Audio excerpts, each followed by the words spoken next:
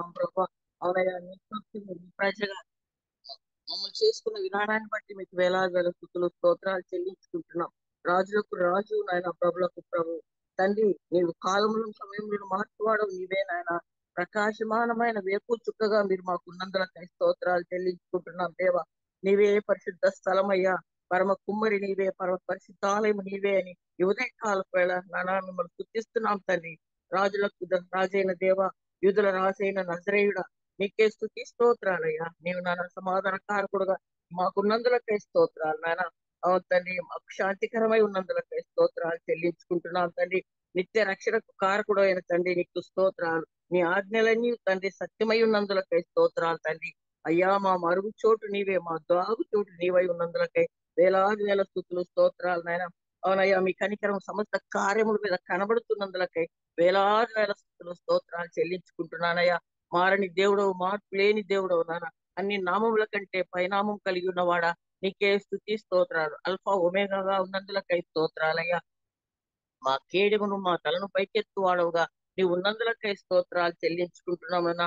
ఆకాశ మహాకాశమును పట్టసాలిని దేవుడు, అత్యున్నతమైన సింహాసనంపై ఆసీనుడై ఉన్న దేవా. తండ్రి కృపాశను కూర్చొని నిరంతరం తండ్రి మా కొరకై తండ్రి వద్ద విజ్ఞాపన చేస్తున్న విజ్ఞాపన కర్త నీకు స్తోత్రాలు చెల్లించుకుంటున్నాం రాజా. అవును తండ్రి, నువ్వు అతి త్వరలో రారాజుగా మా మధ్యకు రాబోతున్నావయ్యా. నా దేవా, నా తండ్రి, అందును బట్టి మీకు వేలాది వేల స్తుతులు స్తోత్రాలు చెల్లించుకుంటున్నాం. యెహోవా నిస్సి, యెహోవా ఈరేగా ఉన్న దేవానికి స్తోత్రాలు చెల్లించుకుంటున్నామయ్యా. ఈ ఉదయకాల వేళ నా తండ్రి, నీ పాద సన్నిధిలో మేమందరం ఒక కుటుంబంగా చేరి మిమ్మల్ని స్తుతించే భాగ్యం, ఆరాధించే భాగ్యం మాకు అనుగ్రహిస్తున్నందులకై స్తోత్రాలు. ఉదయకాలం 3 గంటల నుండి నాయన ఎంతో మంది ప్రార్థనా పరులు అయ్యా ప్రార్థిస్తున్నారయ్యా. అందును బట్టి స్తోత్రాలు చెల్లించుకుంటున్నాం నాయన. మగ్ధలేని మరియ పెందలకడని లేచి అయ్యా సమాధి వద్దకు వెళ్లి ప్రభువుని వెతికిన రీతిగా నా తండ్రి స్త్రీలు, అయ్యా తండ్రి, స్త్రీలమైన మేము ఉదయకాలమే లేచి నీ పాద సన్నిధిలో చేరి మిమ్మల్ని స్తుతించాలని, ఆరాధించాలని ఎంతో ఆశతో వేచి ఉంటున్నామయ్యా తండ్రి. అందుని బట్టి స్తోత్రాలు చెల్లించుకుంటున్నానయ్యా. ఆ ఆశగల ప్రాణాన్ని తృప్తిపరిచే దేవుడవు నీవే కదా ప్రభా. అందుని బట్టి స్తుతి స్తోత్రాలు చెల్లించుకుంటున్నాను తండ్రి. చేరి వచ్చిన ప్రియ బిడ్డలందరినీ బట్టి వేలాది వేల స్తుతులు స్తోత్రాలు. ఆయా కోర్ కమిటీలో ఉన్న బిడ్డలను దీవించండి. వారు చేస్తున్న పరిచయం అంతట్లో తోడుగా నీడగా ఉండమని వేడుకుంటున్నానయ్యా. నా తండ్రి, జాన్సన్ బట్టి వందనాలు, స్వరూప్ గారిని బట్టి వందనాలు, బావి బ్రదర్ని బట్టి వందనాలు చెల్లించుకుంటున్నాం తండ్రి. దేవా, బిడ్డలు దీవించి ఆశ్రయించి మీ కృపలో వర్తిల్లింప చేయమని వేడుకుంటున్నానయ్యా. తండ్రి తండ్రి, ముఖ్యంగా నాన్న జాన్సన్ మీరు జ్ఞాపకం చేసుకోండి అయ్యా. అయ్యా అయ్యా, సకాలంలో నాన్న సహాయం పొందుకోగలుగుటకు మీరే దయపాలించమని వేడుకుంటున్నాను. ఈ రోజు మా కొరకే మీరు ఏర్పాటు చేసిన దైవదాసుని బట్టి వందనాలు స్తోత్రాలు అయ్యా. ఆయన కుటుంబాన్ని నిండారుగా దీవించండి. మా ముందర నిలవబడి వాక్యం చెప్పబోతున్నగా నా తండ్రి, మీ ఆత్మతో నింపుమని వేడుకుంటున్నానయ్యా. సెలవు చాటున మరుగుపరచండి. మాకు కావాల్సిన ఆత్మీయ ఆహారం అందించుటకు నిబిడకు మీరే సహాయపడండి ప్రభా. ఎస్సయ్యా, మేము కూడా వాక్యం విని విడిచిపెట్టే వారంగా కాకుండా మా హృదయాల్లో పదిలపరుచుకుని వాక్యానుసారంగా మేము జీవించే భాగ్యం మాకు అందరికీ దయచేయమని నాన్న చేరి వచ్చిన ప్రియబిడ్డలందరినీ మీ హస్తాలకు అప్పగించుడు. మమ్మల్ని మేము తగ్గించుకుంటూ నీ నామాన్ని హెచ్చిస్తూ మా ప్రభును ప్రేరక్షకుడైన యేసుక్రీస్తు వారి శ్రేష్టమైన నామంలో ప్రార్థించి పొందుకొని ఉన్నాము తండ్రి. Amen, amen, hallelujah. Praise lord అక్క. దేవుని నామానికి మహిమ కలుగును గాక. Praise the lord. ఇప్పుడు వచ్చిన పరిశుద్ధులందరికీ దేవుని నామంలో వందనాలండి. మనకి ఈ రోజు వాక్యాన్ని అందించడానికి దైవాని చిత్తంగా ఏర్పరచబడినటువంటి బ్రదర్ ఎలీషా బాబు గారు సిద్ధంగా ఉన్నారండి. భావిస్తా ఉన్నాను. బ్రదర్ ఎలీషా బాబాయ్ గారు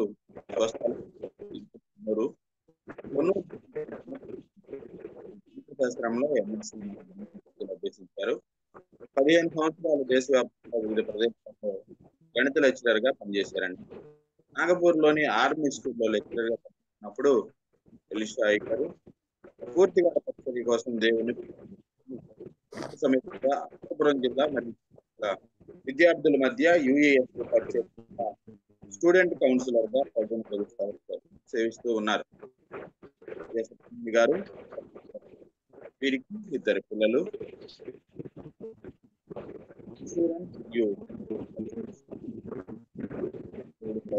గారి కుటుంబం దీవించడాన్ని బట్టి దేవునికి వందనాలండి. మొత్తం పైగా ఇదండి.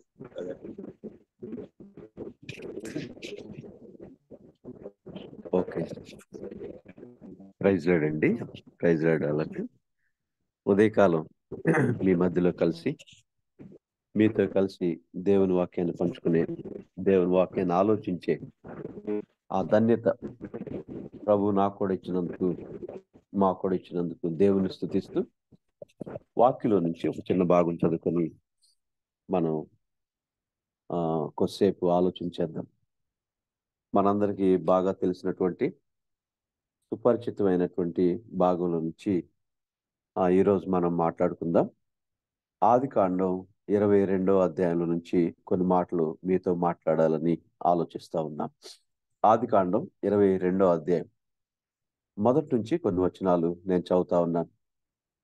ఆ సంగతులు జరిగిన తర్వాత దేవుడు అబ్రహామును పరిశోధించెను. ఎట్లనగా ఆయన అబ్రహామా అని పిలువగా అతడు చిత్తం ప్రభువా అనెను. అప్పుడు ఆయన, నీకొక్కడై ఉన్న నీ కుమారుని అనగా నీవు ప్రేమించే ఇస్సాకును తీసుకొని మోరియా దేశమునకు వెళ్ళి అక్కడ నేను నీతో చెప్పబో పర్వతములలో ఒక దాని మీద దహన బలిగా అతన్ని అర్పించమని చెప్పాను. తెల్లవారినప్పుడు అబ్రహాము లేచి తన గాడిదకు గంత కట్టి తన పనివారిలో ఇద్దరిని తన కుమారుడకు ఇస్సాకును వెంటబెట్టుకొని దహన బలి కొరకు కట్టెలు చీల్చి దేవుడు తనతో చెప్పిన చోటికి వెళ్ళెను. మూడవ నాడు అబ్రహాము కన్నులెత్తి దూరము నుండి ఆ చోటు చూచి తన పనివారితో, మీరు గాడిదతో ఇక్కడనే ఉండుడి, నేనును ఈ చిన్నవాడును అక్కడికి వెళ్ళి దేవునికి మ్రొక్కి మరలా మీ యొద్దకు వచ్చేదమని చెప్పి దహన బలికి కట్టెలు తీసుకొని తన కుమారుడకు ఇస్సాకు మీద పెట్టి తన చేతితో నిప్పును కత్తిని పట్టుకొని పోయాను. వారిద్దరు కూడి వెళుచుండగా ఇస్సాకు తన తండ్రి అయిన అబ్రహాంతో, నా తండ్రి అని పిలిచాను. అందుకు అతడు, ఏమి నా కుమారుడా అనెను. అప్పుడు అతడు, నిప్పును కట్టెలు ఉన్నవి గాని దహన బలికి గొర్రెపిల్ల ఏది అని అడుగగా అబ్రహాము, నా కుమారుడా, దేవుడే దహన బలికి గొర్రెపిల్లను చూచుకొను అని చెప్పాను.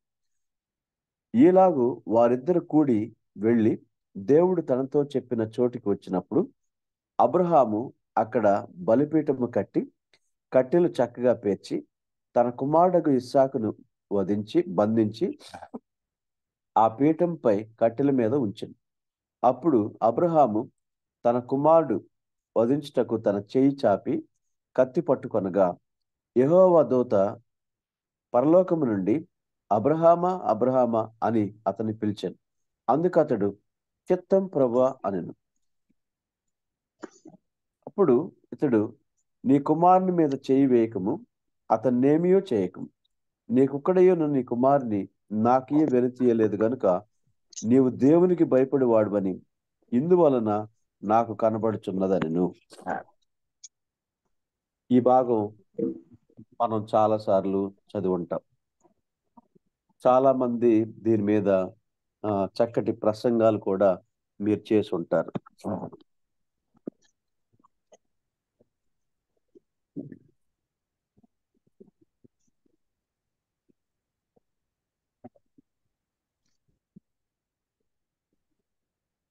ఓకే, సో చాలా మంది దీని మీద ప్రసంగాలు కూడా చేసి ఉంటారు. కాబట్టి ఈ విషయాలను కొద్దిసేపు మనం ఆలోచించేద్దాం. సో ఆలోచన చేస్తూ ఇక్కడ అబ్రహాముని దేవుడు పరిశోధించినట్లు మనకి ఇక్కడ అర్థం అవుతా ఉంది. అబ్రహాముని దేవుడు పరిశోధించినట్లు. అబ్రహామా అని పిలువగా అతడు చిత్తం ప్రభువా అని అంటున్నాడు. ఆ సంగతులు జరిగిన తర్వాత అని ఉంది కదా ముందు. ఆ సంగతులు జరిగిన తర్వాత ఏ సంగతులు జరిగినాయండి? 12వ అధ్యాయంలో దేవుడు అబ్రహాంని పిలవటం, 15వ అధ్యాయంలో పిల్లల గురించినటువంటి వాగ్దానాన్ని దేవుడు చేయటం, 21వ అధ్యాయంలో ఇస్సాకుని దేవుడు ఇవ్వటం, ఇస్సాక్కి పెద్ద విందు చేయటం. సో అంతేకాకుండా 19వ అధ్యాయంలో మమ్రే ఆ వృక్షం కింద దేవదూతలతో సంభాషణ, ఇవన్నీ చూసిన తర్వాత దేవుడు అబ్రహాముని పరిశోధించినట్లు మనకి ఇక్కడ అర్థమవుతా ఉంది.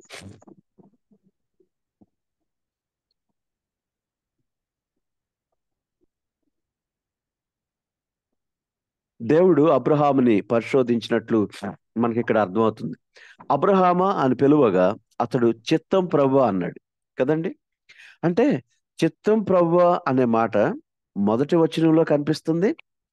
At the same time 11th verse లో కూడా కనిపిస్తుంది కదండి. చిత్తం ప్రభువా అక్కడ 2 సార్లు పిలుస్తాడు. 11వ వచనంలో, 1వ వచనంలో ఒకసారి పిలుస్తారు. అబ్రహామా అని పిలువగా చిత్తం ప్రభువా అని అన్నాడు. 11వ వచనంలో మనం చూస్తే అబ్రహామా అబ్రహామా అని పిలిచెను, అందుకు అతడు చిత్తం ప్రభువా అని అన్నాడు. జనరల్ గా చిత్తం ప్రభువా అనే మాట ఎవరు వాడతారు అని అంటే మనందరికి బాగా తెలుసు. రాజుల దగ్గర ఉండే భటులు, రాజుకి గిన్నె అందించే పానదాయకులు గాని, లేకపోతే ప్రస్తుతం మనం మాట్లాడుకుంటే ఆ అతని దగ్గర కనిపెట్టుకుని ఉండే దాసులు. రాజు ఏది చెప్తే అదే, ఏది చేయమంటే అదే, ఎక్కడికి వెళ్ళమంటే అక్కడికే వెళ్ళటం. ఇది అక్కడ ఉన్నటువంటి ఆలోచన మనకు కనిపిస్తుంది. ఇంకా దాసుడు దాసుడు ప్రభువా నేను నీకు దాసుణ్ణి అనే మాట కనిపించట్లేదు, కానీ అనే యాటిట్యూడ్ కనిపిస్తుంది. ఆయన మాటల్లో నేను దాసుణ్ణి, నేను నీ దాసుణ్ణి, చిత్తం ప్రభువా అని అన్నాడు. చిత్తం ప్రభువా అనే దాంట్లో నాకేమి అర్థమైందంటే, ప్రభువా నేను నీ దాసుణ్ణి, నేను నీ దాసుణ్ణి. దాసుడు అంటే అర్థం ఏంటండి? దాసుడు. మనం కూడా చాలాసార్లు నేను ప్రభు దాసుణ్ణి, నేను క్రీస్తు దాసుణ్ణి అని మనం కూడా చాలాసార్లు అంటాం. దాసుడు అంటే అర్థం ఏంటి అనేది ఇక్కడ మనం చదువుతా ఉన్నప్పుడు మనం అర్థం చేసుకుందాం. కొంచెం ముందుకు వెళ్తా ఉన్నప్పుడు దాసుడు అనే దానికి కొన్ని విషయాలు వివరణ ఇచ్చినట్లు నాకు అర్థమైంది ఈ భాగం చదువుతా ఉన్నప్పుడు. రైట్. ఆ మాటల్లోనే దాసుడా, క్రియల్లో కూడా దాసుడేనా అనేది కూడా ఆలోచిద్దాం. ఈ భాగాన్ని ధ్యానం చేస్తున్నప్పుడు అబ్రహాము మాటల వరకే ప్రభువా నేను నీ దాసుని అని అన్నాడా, లేకపోతే క్రియల్లో కూడా దాసుడేనా అనేది మనం ఆలోచన చేద్దాం. ప్రభువు నీకొక్కడై ఉన్న నీ కుమారుని అనగా నీవు ప్రేమించి ఇస్సాకును తీసుకొని మోరియా దేశమునకు వెళ్ళి అక్కడ నేను నీతో చెప్పబో పర్వతములలో ఒకదాని మీద దహన బలిగా అతని నర్పించమని చెప్పాను. దేవుడు అబ్రహాంకి ఒక టాస్క్ ఇస్తా ఉన్నాడు. నీకొక్కడై ఉన్న నీ కుమారుని అనగా నీవు ప్రేమించే ఇస్సాకును తీసుకెళ్లి మోరియా దేశంలోని నేను నీకు చెప్పబోయే పర్వతములలో ఒక పర్వతం కదండి, ఆ పర్వతం ఏదో చెప్పలా, దేశం పేరు చెప్పాడు. ఆ దేశానికి వెళ్ళు. అబ్రహాం ప్రయాణం అంతా అంతే కదండి, ఫెయిత్ ని ఎక్సైజ్ చేసుకుంటూ వెళ్ళిపోవటమే. 12 అధ్యాయంలో పిలిచాడు, ఎక్కడికి వెళ్ళాలో తెలియదు, ఏ ఊరు వెళ్ళాలో తెలియదు, ఎటు వెళ్ళాలో తెలియదు, రా అంటే వెళ్ళిపోయాడు. సో ఇక్కడ కూడా మోరియా దేశం అని చెప్పాడు. మోరియా దేశంకు వెళ్ళి అక్కడ నేను నీతో చెప్పబో పర్వతములలో ఒకదాని మీద, ఆ పర్వతం ఏంటో తెలీదు అనేది ఇక్కడ మనకు అర్థమవుతుంది. ఈ భాగాన్ని మనం ఆలోచిస్తా ఉన్నప్పుడు బహుశా ఈ సంఘటన ఎప్పుడు జరిగి ఉంటుంది అని మనం ఆలోచిస్తే, ఎప్పుడు జరిగి ఉంటుంది అని ఆలోచన చేస్తే రాత్రిపూట ఈ సంఘటన జరిగి ఉండొచ్చు. ఉదయాన్నే లేచి, అందుకే 3వ వచనంలో తెల్లవారినప్పుడు అబ్రహాం లేచి అని ఉంటుంది 3వ వచనంలో. అంటే రాత్రిపూట ప్రభు ఒక మాట మాట్లాడాడు, నీకొక్కడయ్యున్న నీ కుమారుని నువ్వు తీసుకెళ్లి మోరియా దేశంలో నేను నీకు చెప్పబోయే పర్వతములలో ఒకదాని మీద అతని బలి అర్పించు.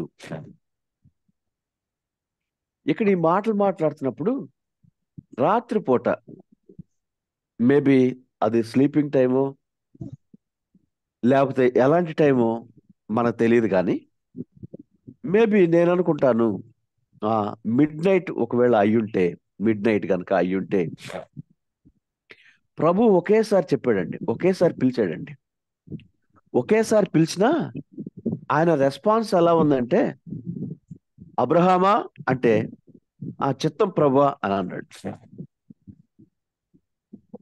ఏ సమయంలో పిలిచినా, ఏ సమయంలో పిలిచినా నన్ను పిలిచింది దేవుడే, నన్ను పిలిచింది దేవుడే అనేటువంటి ఒక స్ట్రాంగ్ డిజైర్ అనుకున్నట్టు ఇక్కడ మనకు అర్థమవుతుంది. అంటే నాకేం అర్థమైందంటే, ఈ భాగం ధ్యానం చేస్తున్నప్పుడు నాకు ఏం అర్థమైందంటే,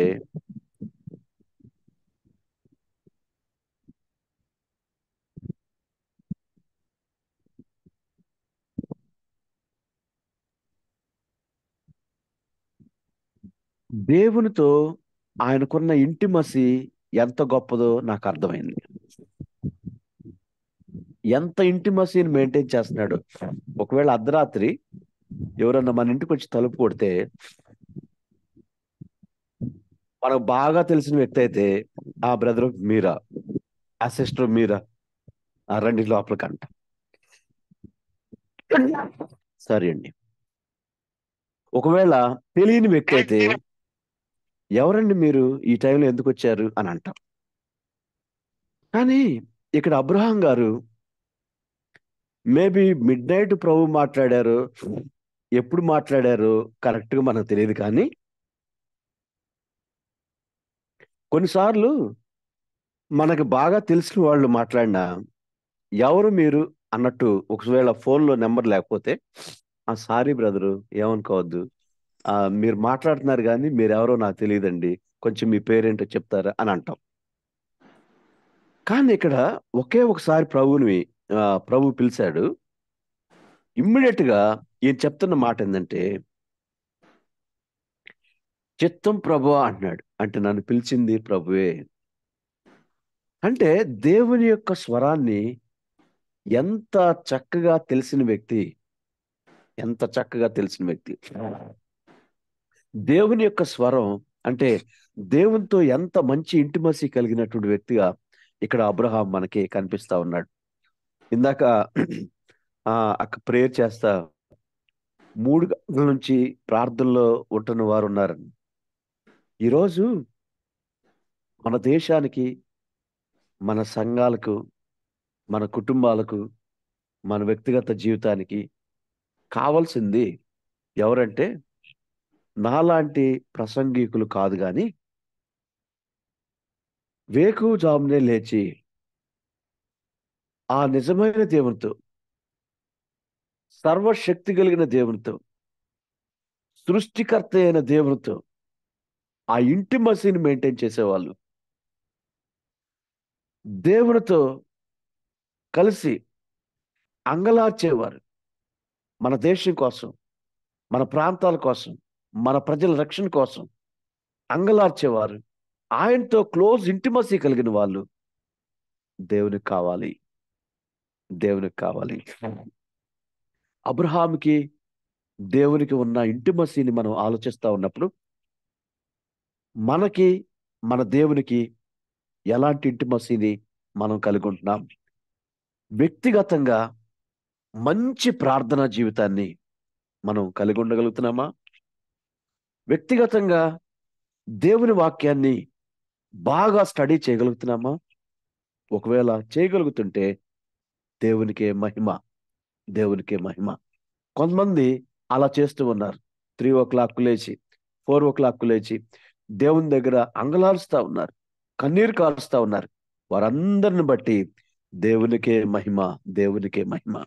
మనం కూడా ఒకవేళ అలా చేయనటువంటి వాళ్ళం ఎవరైనా ఉంటే, మనం కూడా లేచి దేవునితో ఆ ఇంటిమసీని, వ్యక్తిగతంగా దేవునితో ఆ క్లోజ్నెస్ ని, ఆ ఇంటిమసీని మెయింటైన్ చేసేవారుగా ఉండాలని చెప్పి నేను దేవుని పేరట తెలియచేస్తా ఉన్నాం. ఈ బిజీ లైఫ్ లో, ఈ హడావుడి జీవితంలో చేసుకోవాలి కాబట్టి అన్నట్టు చేసుకుంటున్నావా? బైబిల్ చదవాలి కాబట్టి అన్నట్టు చదువుతున్నావా?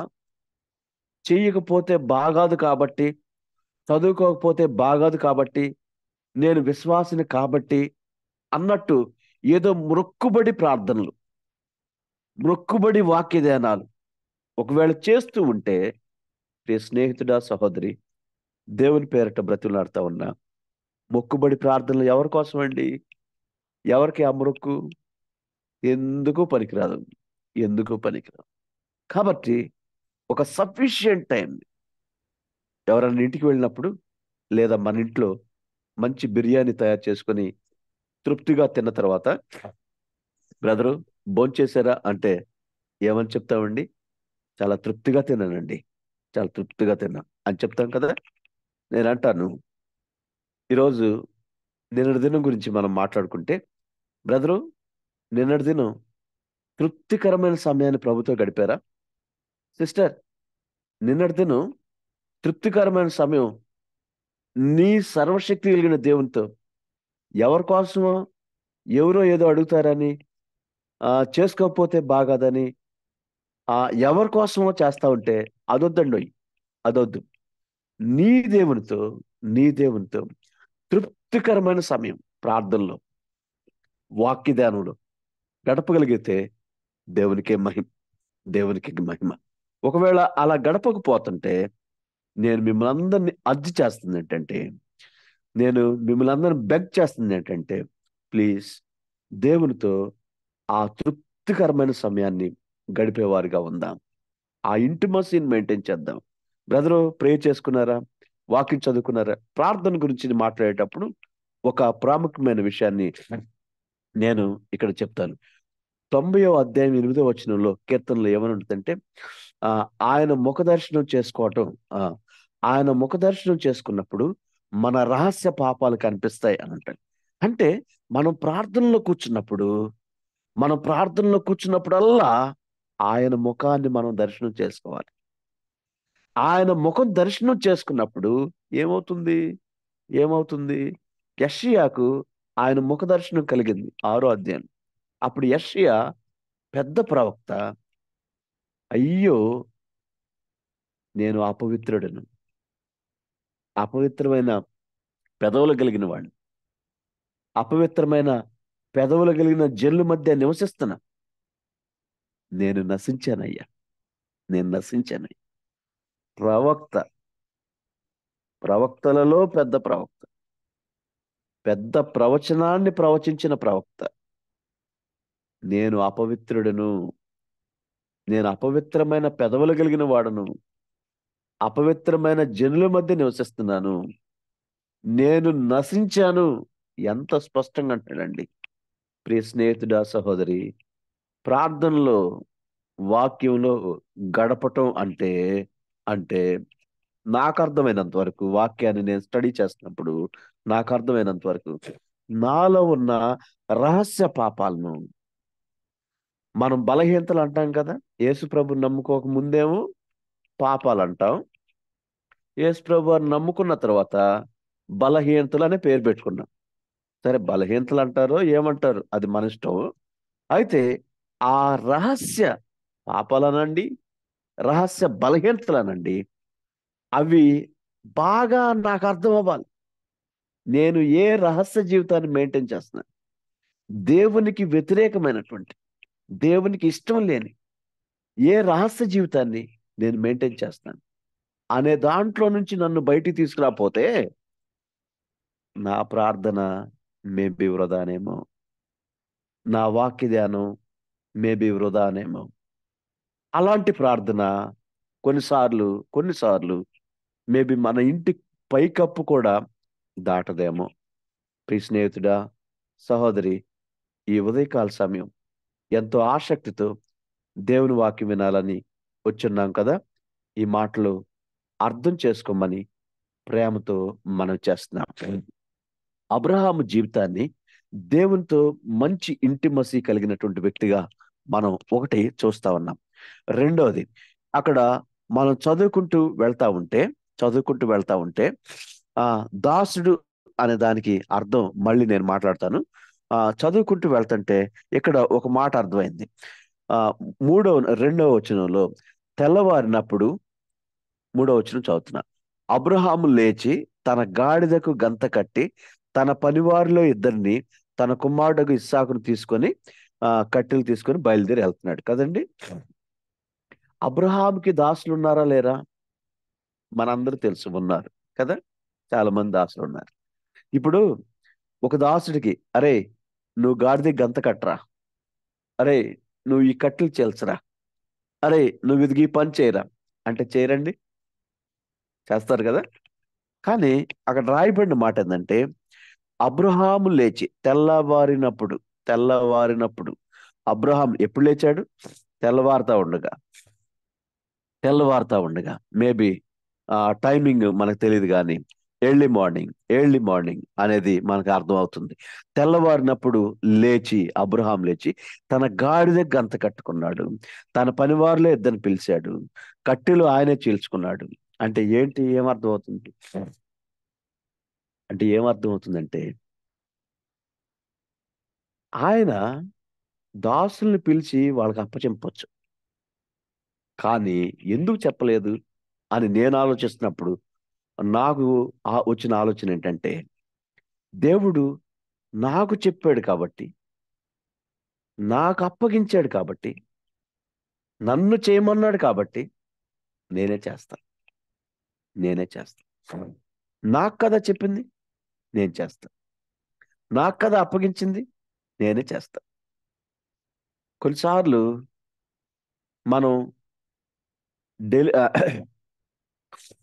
కొన్నిసార్లు మనం వేరే వాళ్ళకి అప్పగించాల్సిన పనులు ఉంటాయి, డెలిగేట్ చేయాల్సిన పనులు ఉంటాయి, మనమే చేయాల్సిన పనులు ఉంటాయి. కొన్నిసార్లు మనం చేయాల్సిన పనులు కూడా ఇతరులకి డెలిగేట్ చేస్తాం. బ్రదరు ఏమనుకోద్దు, మీరు ఈ పని చేయండి. సిస్టర్ గారు ఏమనుకోద్దు, మీరు అది మీరు చేయాల్సిన పని కదా, మీరు చేయాల్సిన పని కూడా ఎందుకు అప్పచెప్తారు? కొంతమందికి తర్వాత రాత్రిపూట ప్రభు మాట్లాడాడు, తెల్లవారిన అంటే ఇమ్మీడియట్ గా యాక్షన్లోకి వస్తుంది కదా. అంటే ఇక్కడ మనకు అర్థమవుతున్న విషయం ఏంటంటే, దేవుడు నాకు చెప్పాడు కాబట్టి నేనే చేస్తాను. బ్రదర్, సిస్టర్, దేవుడు ఏం చేయమంటున్నారు అర్థమవుతుందా మనకి? ఇదిగో దేవుడు నన్ను ఈ పని చేయమంటున్నాడు అని ఏమన్నా అర్థమవుతుందా మనకి? ఇదిగో ఈ డేలో ప్రభు కోసం నేను ఈ పని చేయాలి అనేది ఏమన్నా అర్థమవుతుందా? అర్థం చేసుకోవాలి. దేవుడు మనల్నే చేయమన్న పని మనమే చేయాలి. డెలిగేట్ చేయాల్సింది డెలిగేట్ చేయొచ్చు. కాబట్టి వర్క్ డిస్ట్రిబ్యూషన్ మంచిది, అయితే మనం చేయమన్న పని కూడా డిస్ట్రిబ్యూట్ చేయటం అంత మంచిది కాదు.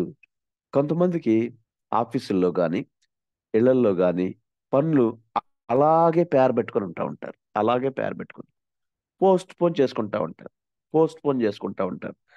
అది దేనికి సూచన అంటే, అది నిర్లక్ష్యానికి, సోమరితనానికి, బద్ధకానికి సాదృశ్యం.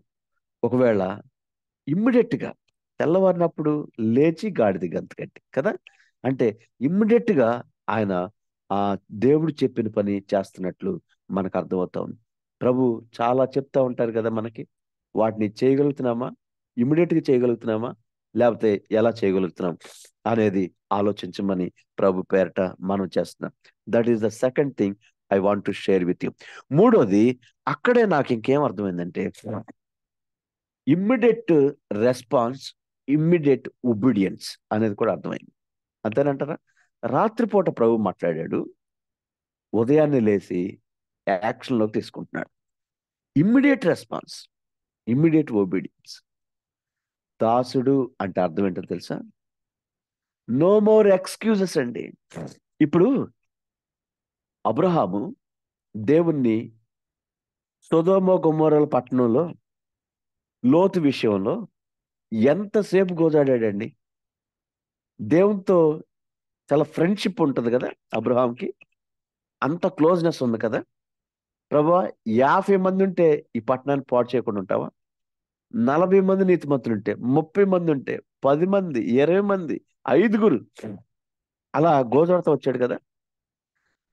ఇతరుల విషయమై అలా గోజాడిన అబ్రహాం ఇక్కడ ఒక ఎక్స్క్యూజ్ అడగొచ్చు, ప్రభువా నీకు కావాల్సిందేంటి? నా కుమారుడైన ఇస్సాకు బలవ్వాలి, అంతే కదా. అదేదో నేను ఇక్కడే చేసేస్తా. నీకు కావాల్సింది ఇస్సాకు బలవటం, అంతే కదా. ప్రభువా, నా వయసు తెలుసు నీకు. ఇంత ముసలి ఏజ్లో 3 దినాలు ప్రయాణం చేయమంటున్నావు. మళ్ళీ ఎక్కడ? పర్వతములలో ఒక దాని మీద పర్వతం ఎక్కమంటున్నావు. ప్రభువా, ఇది నీకు అంత మంచిదేనంటావా? నీకు కావాల్సిందేంటి? నా కుమారుడు బలవటం, అంతే కదా. అదేది ఇక్కడే చేస్తా అని రిక్వెస్ట్ చేయొచ్చా? రిక్వెస్ట్ చేసే అవకాశం ఉందా లేదా మనకు అక్కడ? ఉంది. ఇంకోటి కూడా చేయొచ్చు అబ్రహాం. ప్రభువా, బలర్పించమన్నాను, ఓకే చేస్తా, రేపు చేస్తాలే, ఎల్లుండి చేస్తాలే. సారీ ప్రభువా, నిన్న చెప్పావు కదా, మొన్న చెప్పావు కదా, ఎల్లుండి చేస్తాలే. ఈ మాటలు లేవండి, ఈ మాటలు లేవు. దాసుడు అనగా no more excuses, no more excuses. The second one, no more escaping nature. Escape అవట్లేదు, ఎక్స్క్యూజెస్ అడగట్లేదు.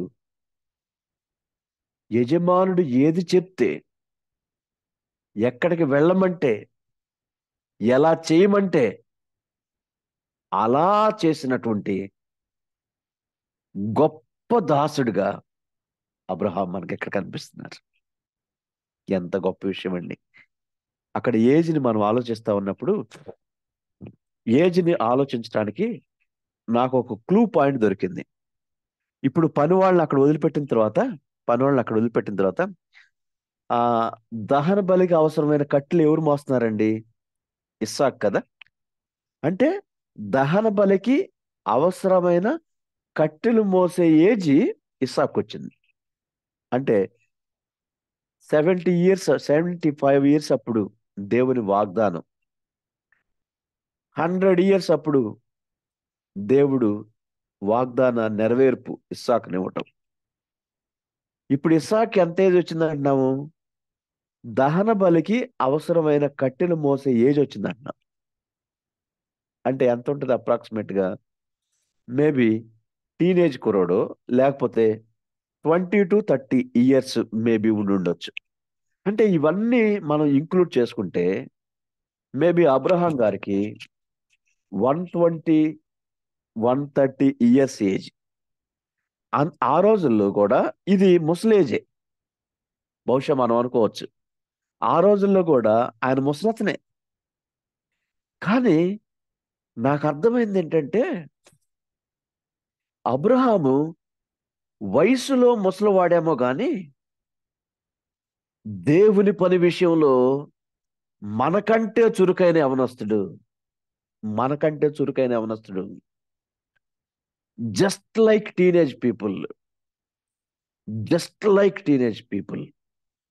ప్రభా, మోరే దేశం వెళ్ళమంటవా? వెళ్తాను ప్రభా. పర్వతం ఎక్కమంటవా? వెళ్తాను ప్రభా. నువ్వు ఎక్కడికి వెళ్ళమంటే అక్కడికి వెళ్తాను ప్రభా. ఏది చేయమంటే అది చేస్తాను ప్రభా. ఈ ఒబీడియన్స్ ఉందండి మన దగ్గర.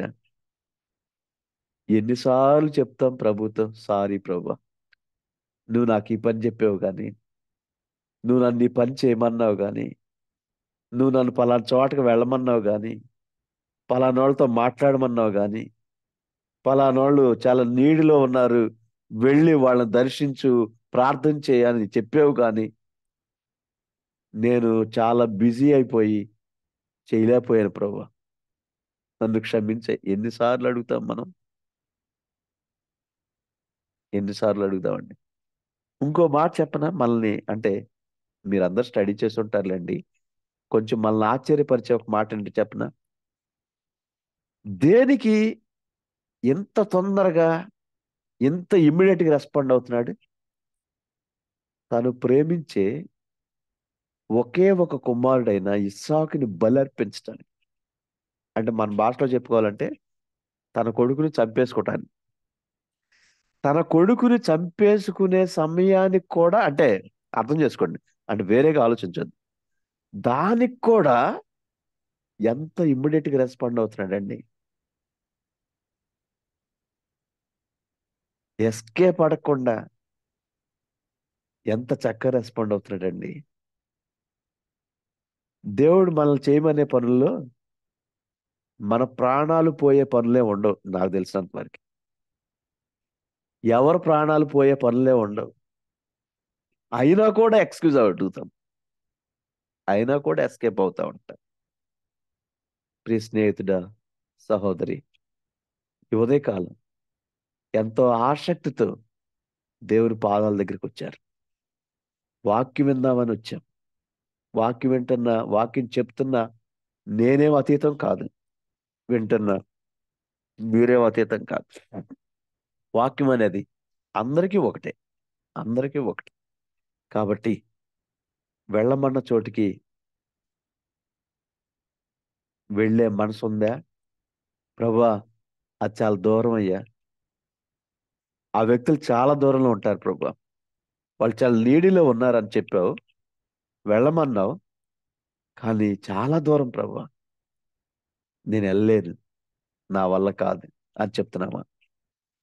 ఒకవేళ అలా చెప్పే మనసు మనలో ఉంటే, లేదా పోస్ట్ పోన్ చేసే నేచర్ మనలో కనుకుంటే, నువ్వు మాటల్లోనే దాసుడివేమో,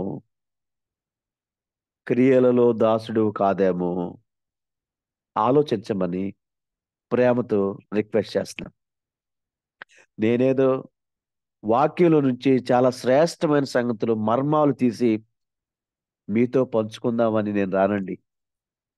ఏదో నాకు తెలిసిన కొన్ని వాక్య సత్యాలని, మానవునికి దేవుడిచ్చిన గిఫ్ట్స్ లో ఒక గిఫ్ట్ ఏంటంటే మర్చిపోవటం కూడా ఒక గిఫ్టే.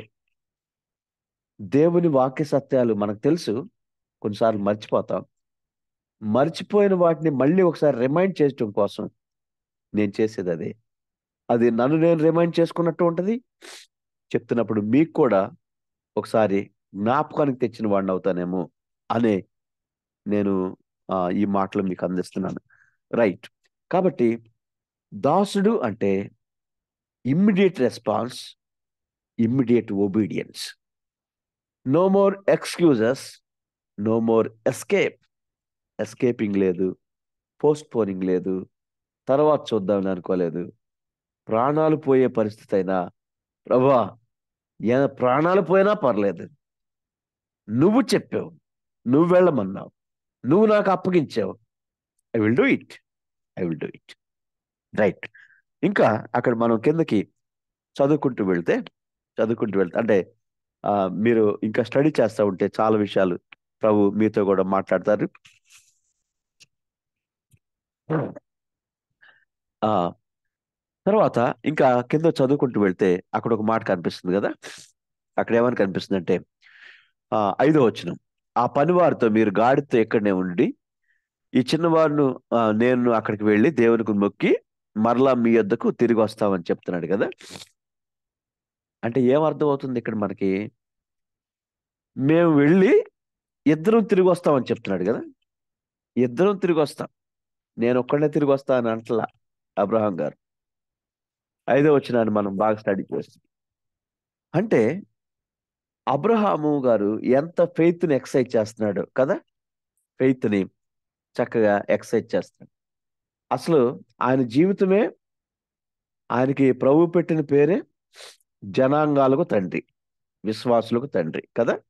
అంటే విశ్వాసానికి మూలం అన్నట్టు కూడా మనం ఆయన గురించి మాట్లాడతాం. ఏంటండి ఇక్కడ అబ్రహాం గారి ఫెయిత్ ఏంటి, అబ్రహాం గారికి ఉన్న ఫెయిత్ అని నేను ఆలోచిస్తున్నప్పుడు జస్ట్ కంక్లూడ్ చేస్తూ ఒక మాట చెప్తాను. అంటే చాలా ఉన్నాయి కానీ జస్ట్ ఒక మాట చెప్పి నేను ముందుకు వెళ్తాను. అబ్రహాం గారి ఫెయిత్ ఏంటంటే నాకు తెలిసినంత వరకు దహన బలి చేయబోతున్నాడని తెలుసు ఆయనకి. దహన బలి చేయబోతున్నాడు, అర్పించబోతున్నాడు అని తెలుసు, అందుకే వెళ్తున్నాడు కదా. అయితే మృతతుల్యమైన గర్భంలో నుంచే ప్రభు నాకు ఈ ఇస్సాకునిస్తే దహన బలైపోయిన ఆ బూడిదలో నుంచి కూడా దేవుడు మళ్ళీ నాకు ఇస్సాకునిస్తాడు. వాగ్దానం చేసిన దేవుడు నమ్మదగిన వాడు, నమ్మదగిన వాడు. నీ సంతానాన్ని ఆకాశపు నక్షత్రాలలాగా, సముద్రపు ఒడ్డునున్నటువంటి ఇసుక రేణువుల్లాగా విస్తరింప చేస్తానని వాగ్దానం చేశాడు కదా దేవుడు. నేనన్నా మాట తప్పుతానేమో కానీ ఈ సర్వశక్తి కలిగిన దేవుడు మాట తప్పడు, మాట తప్పడు. కాబట్టి అబ్రహాం గారి ఫెయిత్ ఏంటి అంటే, అసలు 100 సంవత్సరాలప్పుడు మాకు పిల్లలు పుడతారని మాకే తెలియదు. కానీ దేవుడు మాట ఇచ్చాడు. ఆ మాట మీద విశ్వాసం ఉంచాం. ప్రభు కార్యం చేశాడు. మృతతుల్యమైన గర్భంలో నుంచే దేవుడు మాకు ఇస్సాకునిస్తే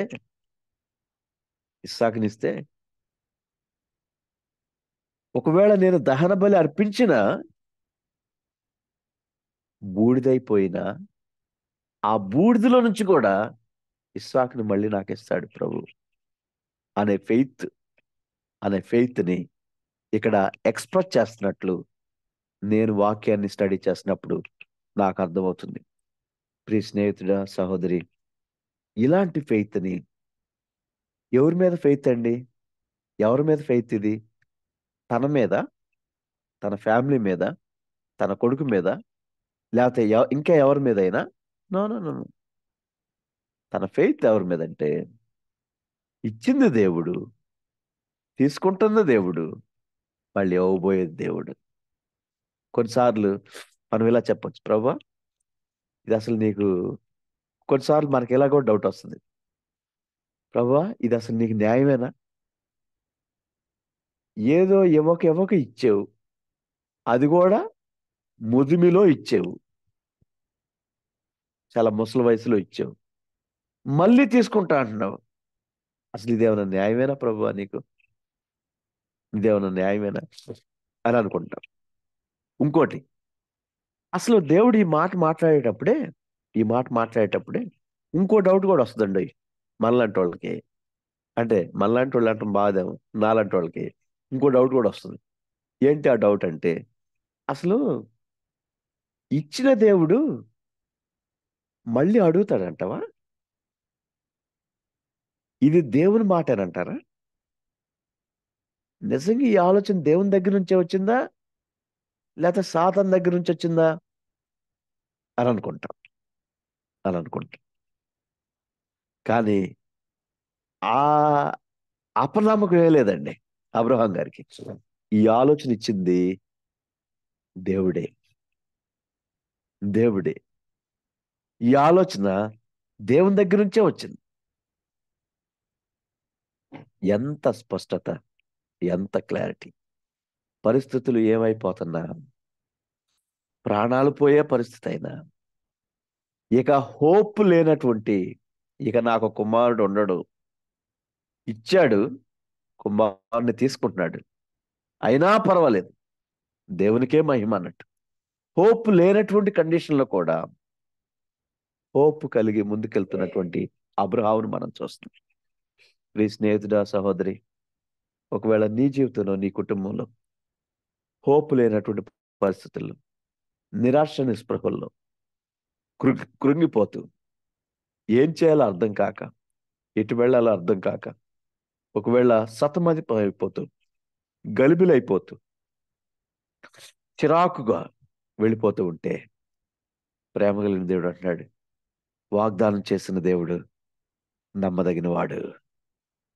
నేనే సర్వశక్తి కలిగిన దేవుడు. నేనే అబ్రహాముని దీవించాను. నేనే అబ్రహాము కుమారుని ఇచ్చింది. నేనే అబ్రహాముని కుమారుని బలి అడిగింది. నేనే మళ్ళీ అబ్రహాము కుమారుని ఇచ్చాను. నేనే వాళ్ళ సంతానాన్ని దీవించింది. ఎంత మంచి మాట్లాడి. నేనే. ఎవరి మీద మన ఫెయిత్? మన పాస్టర్ గారి మీద, లేకపోతే మన సంఘ విశ్వాసుల మీద, లేకపోతే మన ఆప్తుల మీద, మన ఆస్తుల మీద, మన ఐశ్వర్యం మీద, అంతస్తు మీద, అవి ఏవి మనకు అక్కడికి రావు. అంత మాత్రాన ఫెలోషిప్ లో మన ప్రేయర్ పాయింట్ షేర్ చేయొద్దు అని చెప్పను. That is we need it. That is అది కావాలి. అయితే అల్టిమేట్ గా దేవునిపై ఇలాంటి విశ్వాసాన్ని, అచంచలమైన విశ్వాసాన్ని, వాగ్దానం ఇచ్చిన దేవుడు నమ్మదగిన దేవుడు అని ఆ దేవునికి మనం ఇలా చేసేవారిగా, అంటే ఆ దేవుని మీద అంత ఫెయిత్ ఉంచేవారిగా మనం ఉండాలని చెప్పి తెలియచేస్తా ఉన్నాం. ఇంకా అలా మనం చదువుకుంటూ వెళ్తా ఉన్నప్పుడు సరే దేవుడు బలి ఇయ్యమన్నాడు. ఈయన కూడా బలి ఇవ్వటానికి తీసుకువెళ్ళిన తర్వాత కట్టెలు పేర్చాడు. కట్టెలు పేర్చి అబ్రహాము ఇస్సాకుని దాని మీద పెట్టాడు కదా, ఉందా ఆ మాట? సో దేవుడే చూసుకుంటాడు అని 9వ వచనంలో చెప్పినప్పుడు ఒక మాట చెప్పి ముందుకెళ్తాను. జస్ట్ ఒక మాట చెప్దాం అన్నట్టు. ఇప్పుడు ఇద్దరు కలిసి వెళ్తున్నారు. లేక పుట్టిన కుమారుడు. ఇప్పుడు కొడుకు, డాడీ దహన బలికి గొర్రెపిల్ల లేదు డాడీ అని అంటే, ఆ గొర్రెపిల్ల నువ్వేరా అని అబ్రహాం తెలుసు కదా. డాడీ అంటే అబ్రహాంకి ఎలా అనిపించి ఉంటుంది? చాలా బాధ, చాలా దిగులు, మేబీ కన్నీరు కదా, కన్నీరు వచ్చి ఉంటుంది. అబ్బా, ఒకే ఒక కొడుకుని బలి వాళ్ళ. కనీసం కొన్నిసార్లు అక్కడి నుంచి కూడా వెనక్కి తిరిగే అవకాశాలు ఉన్నాయి. అక్కడి నుంచి కూడా తర్వాత చూద్దాంలే, ఈ బాధతో, ఈ దుఃఖంతో, ఈ వేదంతో ఏం వెళ్తాంలే అన్నటువంటి. ఎంత బాధ అయినా, ఎంత దుఃఖమైనా, ఎంత వేదనైనా ప్రభు చేయమన్నదే చేయటం అబ్రహాముకి శ్రేయస్కరమైంది. బహుశా మనకు కూడా అదే శ్రేయస్కరమవుతుంది. పెయిన్ఫుల్ సిచ్యువేషన్స్ ని బట్టి, అన్బేరబుల్ కండిషన్స్ ని బట్టి, యాక్చువల్గా అన్బేరబుల్ కండిషన్ అయింది. వెను తిరగలేదు, తన కమిట్మెంట్ లోంచి బయటికి రాలేదు, కమిట్మెంట్ లోంచి వెను తిరగలేదు. ఆయన ఏదైతే ఎస్ లార్డ్ అన్నాడో అది ఎంత టాస్క్ అయినా ముందుకే వెళ్ళినట్లు మనకి అర్థమవుతా ఉంది కదా. సరే, దేవుడు చెప్పిన చోటుకు వచ్చినప్పుడు అని 9వ వచనంలో మనం చదువుతాం. బలిపీఠం కట్టాడు. కుమారుడు ఇస్సాకును బంధించి ఆ బలిపీఠం మీద ఉన్న కట్టెల మీద ఉంచాడు. సరే, 5వ వచనంలో అంటే 5, 6 వచనాలు అంటే ఇస్సాకే బలి అవబోతున్నాడని ఇస్సాకు అర్థం కాల. మరి ఇప్పుడు ఈ చేతులు కాళ్ళు కట్టి బలిపీఠం మీద పెడుతున్నప్పుడు ఇప్పుడు కూడా అర్థం కాలేదంటారా? అర్థమైన ఈ కుమారుడు వయసు ఎంత ఉంటుంది అని చెప్పుకున్నాం కదా, అప్రాక్సిమేట్ గా అరౌండ్ 20. మంచి యంగ్స్టర్, మంచి బలం కలిగిన వ్యక్తి, మంచి ఆ పుష్టి కలిగినటువంటి వ్యక్తి అనేది అర్థమవుతుంది కదా. అంటే దహన బలికి అవసరమైన కట్టెలు మోసుకొని ఆ అంటే కిందుండి వాళ్ళు చాలా దూరం వెళ్తున్నట్టు కూడా మనకి అర్థమవుతుంది కదా. పర్వతం ఎక్కబోతున్నారు. ఇలాంటి వ్యక్తి సహజంగా ఏం చేయొచ్చు? ఒరే ముసలోడా, రేపో మాపో చచ్చిపోబోయేది నువ్వు, నాకెంతో ఫ్యూచర్ ఉంది, నన్ను బలిస్తావా? నన్ను కట్టెల మీద పెడతావా? ఆగు, నీ పని చెప్తా అని నీ కాళ్ళు కట్టి నిన్ను దేవుని బలిస్తా చూడని చెప్పి అలా చేయొచ్చు. కానీ ఇస్సాకు లైఫ్ ని స్టడీ చేస్తున్నప్పుడు ఒక్క మాట కూడా మాట్లాడట్లేదండి. No more single word. ఎంత ఒబీడియంట్ చిల్డ్రన్ కదా,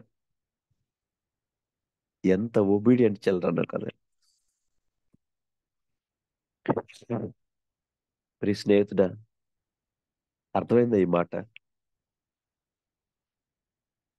మనకి మన పిల్లలు ఇలాంటి ఒబీడియన్స్ చూపిస్తున్నారా?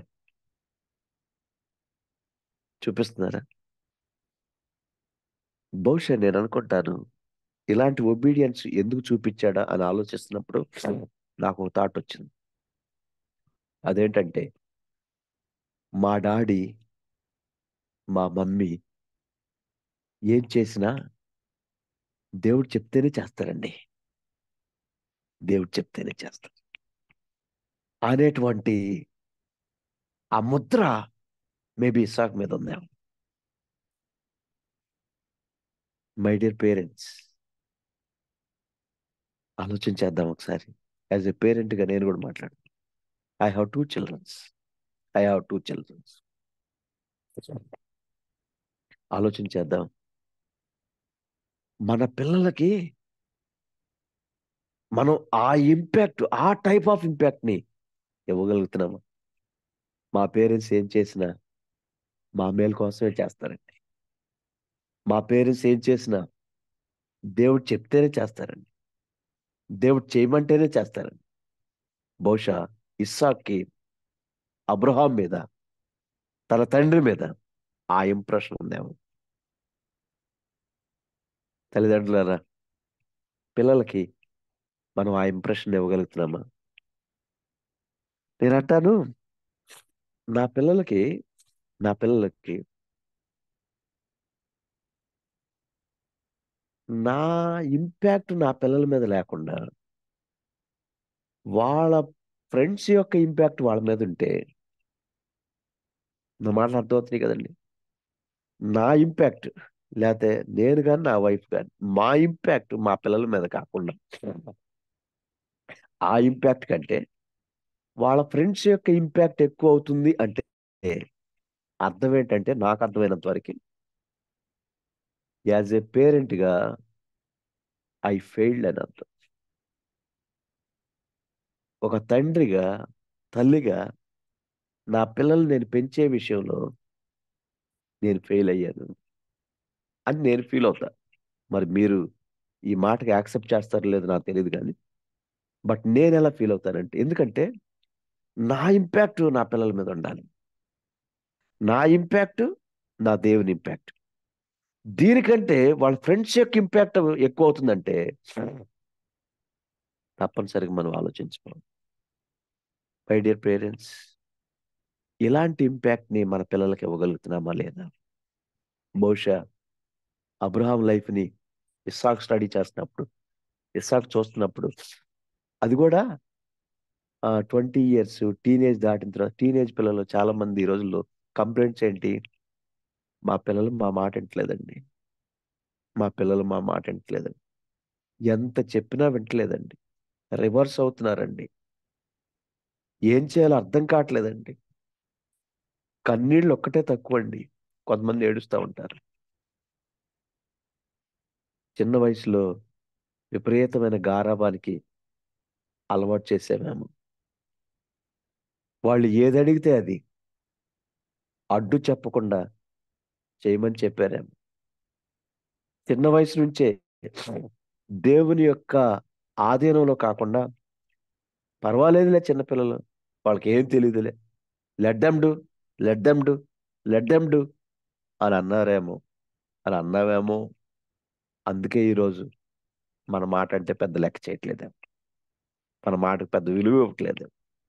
ప్రియ స్నేహితుడా, సహోదరి, అందుకే మొక్కాయి వంగనిది మానయ్య వంగున, చేతులు కాలిన తర్వాత ఆకులు పట్టుకుంటే ప్రయోజనం ఏంటి అన్నట్లుగా మనం చిన్న వయసులోనే వాళ్ళని చక్కగా ఆ ఇంపాక్ట్ లోకి తీసుకురావాల్సింది మనం అక్కడ ఫెయిల్ అయిపోయాం. అందుకే ఈరోజు బాధపడతా ఉన్నాను, ఈరోజు దిగులు పడతాం, ఈరోజు చింత వేదన మన హృదయాలను పిండేస్తా ఉన్నాం. ఇస్సాక్కి ఇస్సాక్కి అబ్రహాం మీద ఆ ఇంపాక్ట్ ఉంది కాబట్టి ఒక్క మాట దేవునికి అబ్రహాం విధేయత చూపించాడు, అబ్రహాంకి కుమారుడు విధేయత చూపిస్తున్నాడు.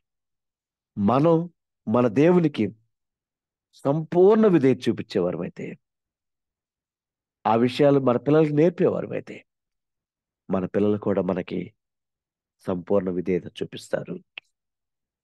పిల్లలారా, మీ తల్లిదండ్రులు కూడా అలాంటి విధేయత చూపించేవారుగా ఉండాలి. ఒకవేళ పిల్లలు ఈ కాన్ఫరెన్స్ లో ఉంటే మీ పేరెంట్స్ కి అలాంటి విధేయత చూపించే, మనం కూడా ఏదో తల్లిదండ్రులు పిల్లలమే కదా. అఫ్ కోర్స్ మనం పెద్దోళ్ళం అయి ఉండొచ్చు, మన పిల్లలు పుట్టుండొచ్చు. ఎలా చూస్తున్నారు మీ పేరెంట్స్ని? మీ పేరెంట్స్కి విధేయత చూపిస్తున్నారా? వాళ్ళు చెప్పేది వాక్యానుసారం అయితే, మన కుటుంబానికి మేలు కలిగేదైతే, మనకి శ్రేయస్కరమైనదైతే తీసుకోగలుగుతున్నామా? తీసుకోగలుగుతున్నామా? వీళ్ళకేం తెలియదులే అన్నట్లు ముందుకు వెళ్తున్నామా? ఆలోచించాను. చివరిగా ఒక మాట చెప్పి, బహుశా నా టైం అయిపోయింది, సారీ అండి, కొంచెం ఎక్సీడ్ అయిద్దేమో. ఒక మాట చెప్పి నా ప్రసంగాన్ని నేను క్లోజ్ చేస్తాను. 11వ వచనం చదువుతున్నప్పుడు ఆ అబ్రహాము బలర్పిస్తుంటే యెహోవా దూత పరలోకం నుండి అబ్రహామా అబ్రహామా అని అతను పిలిచాను. చిత్తం ప్రభు అని. అందుకు ఆయన, ఈ చిన్నవాని మీద చేయి వేయకము, చిన్నవాడినేమీ చేయకము, నీకొక్కడైన నీ కుమారుని వెనుతీయలేదు గనుక దేవునికి భయపడువాడువని ఇందువలన నాకు కనపడుచున్నాడు.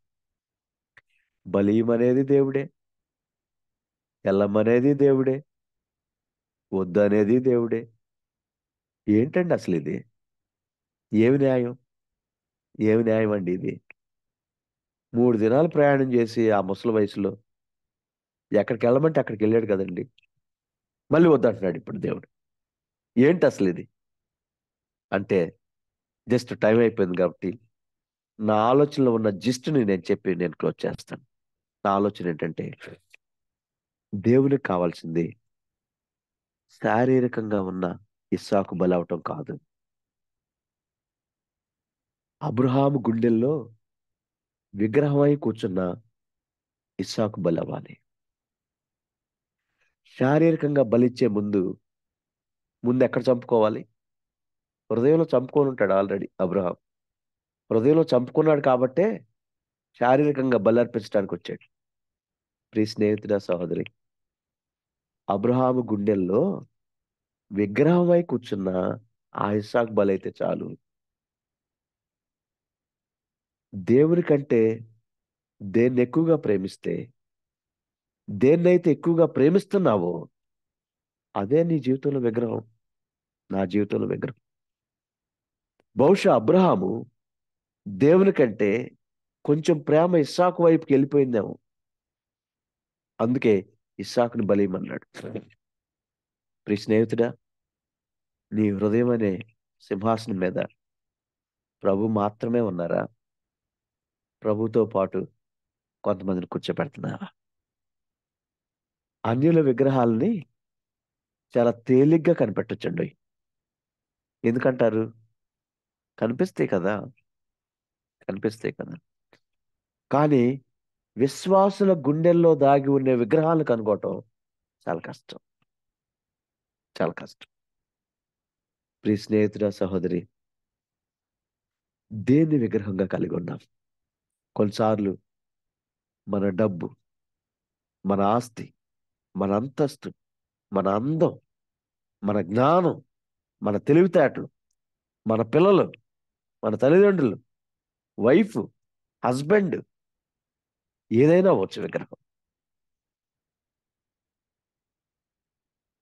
ఇంకా కొద్దిమంది అయితే కొంచెం వేరుగా మాట్లాడితే పెళ్ళయి కూడా వేరే వాళ్ళని ఊహించుకుంటా ఉంటారు. భర్త ఉండి కూడా వేరే వాళ్ళ మీద ఇంట్రెస్ట్ ఉంటా ఉంటుంది. భార్య ఉండి కూడా వేరే వాళ్ళ మీదకి ఆలోచనలన్నీ వెళ్ళిపోతా ఉంటాయి. వాళ్ళనే చూస్తూ ఉంటారు, వాళ్ళ గురించి ఆలోచిస్తాం. అదే ఒక విగ్రహం, ఒక విగ్రహం. ప్రియ స్నేహితుడా, సహోదరి, ఈ ఉదయకాలం ఆలోచించేద్దాం. ప్రభు కావాల్సింది ఏంటంటే, ఏది విగ్రహం ఉంది? మన హృదయం అనే సింహాసనం మీద ప్రభు మాత్రమే ఉండాలి. ప్రభువా, ఇదిగో నీతో పాటు కొంచెం వాడు జరిగి ఇదిగో ఏళ్ళు కూడా కూర్చోబెట్టుకో అన్నావా? ప్రభు అంటుంది ఏంటంటే, ఏదైతే ఉందో అది ఈరోజు దహన బలి అయిపోవాలి, అది ఈరోజు బూడిదైపోవాలి. అది ఈరోజు బూడిదైతేనే నేను నిన్ను దీవిస్తా, నేను నిన్ను ఆశీర్వదిస్తా. ఆ విగ్రహాన్ని నీతో అలా కంటిన్యూ చేసుకుంటా పోతే నేను నిన్ను బ్లెస్ చేయను, నేను నిన్ను ఆశీర్వదించను. బూడిద చేద్దామా ఈరోజు? ప్రభువా, ఇదిగో ఎవరి విగ్రహాలు అలా తెలుసండి. నేను మళ్ళీ దాన్ని ఎక్స్ప్లెయిన్ చేయాల్సిన అవసరం లేదు. మనం దేవుని కంటే ఎక్కువగా దేన్ని ప్రేమిస్తున్నామో, ఎవరిని ప్రేమిస్తున్నామో, ఏ వస్తువో, స్థలమో, లేకపోతే ఇంకోటో you know it, I know it, మనకు తెలుసు. కాబట్టి వాక్యపు వెలుగులో దేవుని దగ్గర యథార్థంగా కూర్చొని, ప్రభువా నిజమేనయ్యా, ఇదొక విగ్రహం, ఇదొక విగ్రహం, ఇదొక విగ్రహం, ప్రభువా నిజమే, నాలో ఉన్న ఆ డిజైర్స్ని బట్టి మీకంటే ఎక్కువగా ఇది వీళ్ళని ప్రేమిస్తున్నా, దీన్ని ప్రేమిస్తున్నా, దయతో నన్ను క్షమించి ఇది ఈ రోజు నాలో దహన బలైపోవాలి అని ప్రార్థన చేసుకుందాం. చివరిగా ఒక మాట ఏంటంటే, నీకొక్కడైన నీ కుమారుని నువ్వు నాకు వెనుతీయలేదు గనుక నీవు దేవునికి భయపడేవాడు, ఇందును బట్టి దేవునికి భయపడేవాడు. ప్రియ స్నేహితుడా, ఇలాంటి ఇన్సిడెంట్ మన జీవితంలో ఒకటన్నా ఉంటుందా? బాబు, ఇదిగో ఈ విషయాన్ని బట్టి నువ్వు నాకు భయపడేవాడు అని అర్థమైంది అని అబ్రహాంతో చెప్పాడు కదా. మనతో చెప్పడానికి ఒక్క ఇన్సిడెంట్ అన్న ఉంటుందంటారా? ఎలీషా, ఇదిగో నీ జీవితంలో ఇది చూస్తున్నప్పుడు నువ్వు నాకు చాలా భయపడేవాడు అని అర్థమవుతుంది, అందుకే నిన్ను, నీ సంతానాన్ని ఇసుక రేణువుల వలె వ్యాప్తి చేస్తాం. అదే కదా నెక్స్ట్ అంతా బ్లెస్సింగ్స్ చూస్తాం. ఆక్రమించుకుంటారు శత్రువుల గవిని, తర్వాత వీళ్ళ సంతానం అభివృద్ధి అంతా అంటే బ్లెస్సింగ్స్ కనిపిస్తాం. ఆశీర్వాదాలు రావాలంటే దేవునికి అయిష్టమైనది ఏదో నాకు నేనే గుర్తించుకో. అందుకే స్టార్టింగ్ లో చెప్పాను కదా, వాక్యం చదవటం అంటే, ప్రార్థన చేయటం అంటే, రహస్య పాపాలు నాలో ఏవి ఇంకా దాగి ఉన్నాయో వాటిని తవ్వుకొని తోడుకొని, ప్రభువా ఇదిగో నీ చేతుల్లో పెడుతున్నా, నీ పాదాల దగ్గర పెడుతున్నా, నన్ను క్షమించు, ఇది నాలో విగ్రహం అని దేవుని దృష్టిలో దాన్ని దహనపలి చేయాలి. అది బూడిదైపోవాలి మనం. అలాంటి కృప. కాబట్టి అబ్రహాం జీవితంలో స్టడీ చేస్తా ఉన్నప్పుడు కొన్ని మాటలు మనకు అర్థమైనవి. దేవునితో మంచి ఇంటిమసీ కలిగిన వాడని, ఎక్స్క్యూజెస్ అడగలేదని, ఎస్కేప్ అవ్వలేదని, ఇమ్మీడియట్ రెస్పాన్స్, ఇమ్మీడియట్ ఒబీడియన్స్ ఉందని, ఎంత ముసలివాడైనా తన పని తానే చేసుకుంటున్నాడని, డెలిగేట్ చేయట్లేదని, డెలిగేట్ చేయాల్సిన పనులుంటే మనమే చేయాల్సిన పనులుంటాయి, పేరబెట్టుకోవద్దని, పోస్ట్ పోన్ చేయొద్దని, ఎప్పటికప్పుడు అది ఒకవేళ మనం పోస్ట్ పోన్ చేస్తూ ఉంటే బద్ధకానికి సాదృశ్యం అని కూడా మనం మాట్లాడుకుంటాం. బూడిదైపోయిన బూడిదలో నుంచి కూడా దేవుడు నాకు ఇస్సాకుని ఇవ్వగలడనే ఫెయిత్, తర్వాత చక్కగా చిల్డ్రన్ని దేవుని కోసం పెంచినటువంటి విధానం, తర్వాత గుండెల్లో ఉన్న విగ్రహాన్ని తీసేసుకోవటం, ఇవన్నీ ఆలోచించేద్దాం. ఇవి మనం కూడా చేయగలిగితే అబ్రహాముని ఆశీర్వదించిన దేవుడు నిన్ను నన్ను కూడా ఆశీర్వదించి అనేకులకు ఆశీర్వాదకరంగా మార్చాలని ఆయన రెడీగా ఉన్నాడు. అయితే మనం ఆ విగ్రహాలను తీసేసుకోలేకే దేవుడిచ్చే ఆశీర్వాదాలు ఒకవేళ పోగొట్టుకుంటున్నామేమో. ప్రియ స్నేహితుడా, సహోదరి, ఆలోచించమని ప్రేమతో బ్రతిమలాడుతూ ఈ మాటలు ముగిస్తా ఉన్నాను. దేవుడు ఈ మాటల్ని మనందరి కొరకే దీవించి ఆశీర్వదించును గాక. ఆమేన్. ఆమేన్. థ్యాంక్ యూ అయ్య గారు. మరి ఎలీషా బాబు గారు చక్కని వాక్యాన్ని అందించినందుకు, తెలిసిన దానిలో నుంచే చాలా తెలియని విషయాలు మీరు చక్కగా చెప్పారు అయ్య గారు. చాలా థ్యాంక్ యూ అండి. ముగింపు ప్రార్థన ఆశీర్వాదం ఇవ్వాల్సిందిగా పాస్టర్ మురళీ బాబాయ్ గారిని కోరుతున్నానండి. మురళీ బాబాయ్ గారు. ప్రార్థన చేసుకుందామండి. దయగలిగిన తండ్రి, కృప కలిగిన సురక్షగా బంగారు పదాలు మనం స్తోత్రాలు చెల్లిస్తున్నాం నాయన. ఇంత పర్యంతం మీ దాసుని నిలవబెట్టుకున్నారు. అబ్రహాం విశ్వాస జీవితాన్ని గురించి మాకు బోధించారు తండ్రి. నేను అబ్రహాము దేవునికి లోపడ్డాడు, ఇస్సాకు అబ్రహాముకు లోపడ్డాడు. నేను మేము కూడా మా తల్లిదండ్రులు లోపడ్డాము. నా మీ దాసుల ద్వారా మీరు బోధించినటువంటి విషయాలను బట్టి మీకే వందనాలు స్తోత్రాలు చెల్లిస్తున్నాను తండ్రి. మన అయినా మా దేవమాలో ఉన్నటువంటి విగ్రహాలను మేము దహనం చేసేవారికి ఉంటాను, మమ్మల్ని ఆయుధపరచమని ప్రార్థిస్తున్నాము నైనా. ఏది కూడా మీకంటే ముఖ్యం కాదన్నటువంటి ఆలోచనతో మేము ముందుకు కొనసాగడానికి సహాయం దయచేయండి. మనైనా మా దేవ ఈ గ్రూపును ఏర్పాటు చేసి వర్చువల్ ఫెలోషిప్ ద్వారా అనేక మందిని సమీకరించి ఈ ఉదయకాల వేళ మీ పాదాల చింత రావడానికి మీ ప్రియబిడ్డ బాబీని మీరు వాడుకుంటున్న రీతిని బట్టి మీకే వందనాలు స్తోత్రాలు చెల్లిస్తున్నారు.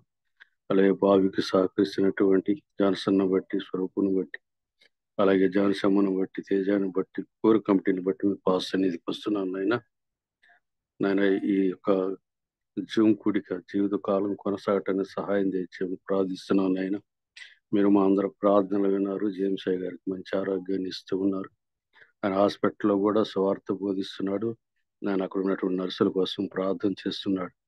ఆ బిడ్డ త్వరగా లేవడానికి మా మధ్యకి రావడానికి సహాయం తెచ్చమని ప్రార్థిస్తున్నాను నాయన. నేను ఇంకా అడగక మరిచి నీవు లేనున్నట్లయితే అవి కూడా మాకు అనుగ్రహించమని ప్రార్థిస్తున్నాము నాయన.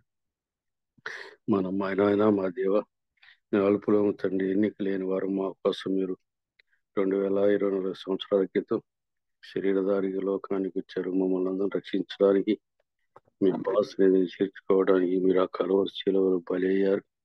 మాకు రక్షణ ఇచ్చారు.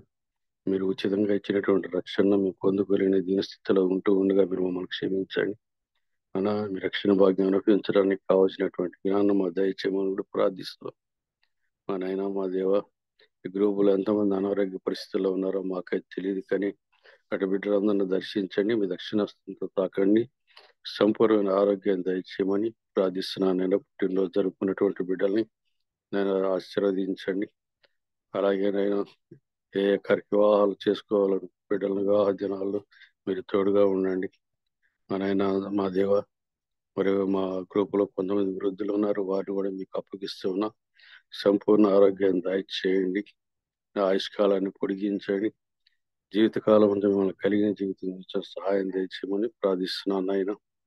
ఆయన నిజయం దాస్తున్నతని మనోలని మీ పాదాలు చెంత పెడుతున్నాను. అనేక మంది అన్ని సహోదరులు కూడా మా మధ్యకు వస్తున్నారు. అందుని బట్టి మీకే వందనాలు స్తోత్రాలను అయినా మీరు పాపలను పిలవచ్చినని సెలవిచ్చారు తండ్రి. మా మధ్యలో ఉన్నటువంటి అన్యులైన వారందరికీ కూడా మిమ్మల్ని సంపూర్ణంగా ఎరిగిన వారు. అటు వారిని బట్టి నేను ప్రార్థిస్తున్నా. వారందరూ కూడా మీ వైపు చూచారు. మీ రాజ్యానికి వారసులు కావటానికి వారు ప్రయత్నిస్తున్నారు. వారి విశ్వాసయుక్తం సడలిపోకుండా సంపూర్ణ విశ్వాసం కలిగి మీ వైపు చుట్టానికి సహాయం దయచేయమని ప్రార్థిస్తున్నానైనా. మరి ఒక పర్యాయం ఎలీషా బాబు గారిని నేను మీ చేతులుగా అప్పగిస్తున్నాను. ప్రయాసపడి ఆయన విత్తుతున్నటువంటి వాక్యం అనేక మంది జీవితాలకు మాదిరికరంగా ఉండడానికి సహాయం దయచేయమని కూడా ప్రార్థిస్తున్నాం. వారికి ఇచ్చినటువంటి భార్య బిడ్డలు మీరు దీవించండి, ఆశీర్వదించండి. వారి పరిచర్యలో మీరు తోడుగా ఉండండి. వారికి ఇచ్చినటువంటి సంస్థను మీరు ఆశీర్వదించమని, మా కొర సెలవులో తన ప్రాణాన్ని బలికి పెట్టిన మా ప్రభువును మీ ప్రియకుమారుడు, మా ప్రాణరక్షకుడు విమోచకుడు అయిన యేసుక్రీస్తు అని అడిగి వేడుకొని ప్రార్థిస్తున్నాను తండ్రి. ఆమేన్. పరలోకమందున మా తండ్రి, మీ నామం పరిశుద్ధపరచబడునుగా, నీ రాజ్యం వచ్చునుగా, నీ చిత్తం పరలోకమందు నెరవేరుతున్నట్లు భూమి అందును నెరవేరునుగా. మన ఆహారం ఇడములు దయచేయి. వేట అపరాధములు చేసిన వారిని మీ క్షమించిన ప్రకారం అపరాధము క్షమించు. శోధనలోనికి దుష్టుని తప్పించు. రాజ్యము, శక్తి, మహిమ నిరంతరం మీరైనారు తండ్రి. ఆ పరమతి దేవుని ప్రేమ, కుమారుడిని యేసుక్రీస్తు వారి కృప, ఆదరణకర్త అయిన పరిశుద్ధాత్మ సహవాసం జూమ్ కుడికిలో చేయటం సకల పరిశుద్ధులకును, అలాగే నీ వాక్యం అందించినటువంటి బిడ్డకును, జూమ్ కుడికను నిర్వహిస్తూ అనేక మందిని ఉదయకాల ఆరాధనలు ఈ పాదాలు చేతికి తీసుకొస్తున్న బాబినికి అతను సహాయం చేస్తున్నటువంటి కోర్ కమిటీ వారికి సదాకాలంతో నడిపించును గాక. Amen, amen, amen. వందనాలు అయ్య గారు. థ్యాంక్ యూ అయ్య గారు. మరి అలాగే కొత్తగా జాయిన్ అయిన మరి కవిత గారికి వెల్కమ్ చెప్తున్నామండి. మన మధ్య శివప్రసాద్ గారు అని ప్రిన్సిపాల్ గారు, ఆయన కూడా జాయిన్ అవుతూ ఉన్నారు రెగ్యులర్ గా. అవునయ్య గారు, ఇందాక మార్నింగ్ సాంగ్ పాడారు. శివప్రసాద్ గారికి కూడా వెల్కమ్ అండి. అట్లాగే కవిత గారు కూడా వెల్కమ్ చెప్తున్నామండి. ఎలక్ట్రిసిటీ డిపార్ట్మెంట్ లో ఆఫీసర్ గా చేస్తున్నారు వారు వైజాగ్ లో. Thank you sister, brother. రేపు సురేష్ బాబు గారు వాక్యం అందిస్తారండి. దయచేసి గమనించండి. ఈ మెసేజెస్ అన్ని యూట్యూబ్ లో అవైలబుల్ గా ఉంటాయండి. మరొకసారి వినాలని ఆశపడితే యూట్యూబ్ లో బాబీ రత్నాకర్ అని కానీ వర్చువల్ ప్లేయర్ అని టైప్ చేసినా మీకు అందుబాటులో ఉంటాయండి. మరొకసారి వినాలని ఆశపడినా మీ ఫ్రెండ్స్ కి ఫ్యామిలీ మెంబర్స్ కూడా ఈ మెసేజెస్ షేర్ చేయొచ్చండి. థ్యాంక్ యూ అండి. జాయిన్ అయిన అందరికీ థ్యాంక్ యూ అండి. సేమ్ ఇదే లింక్ మీద ప్రతి వారు రోజు జాయిన్ అవ్వచ్చండి. థ్యాంక్ యూ అండి. హ్యావ్ ఎ నైస్ డే అండి. ముగించుకుందాము.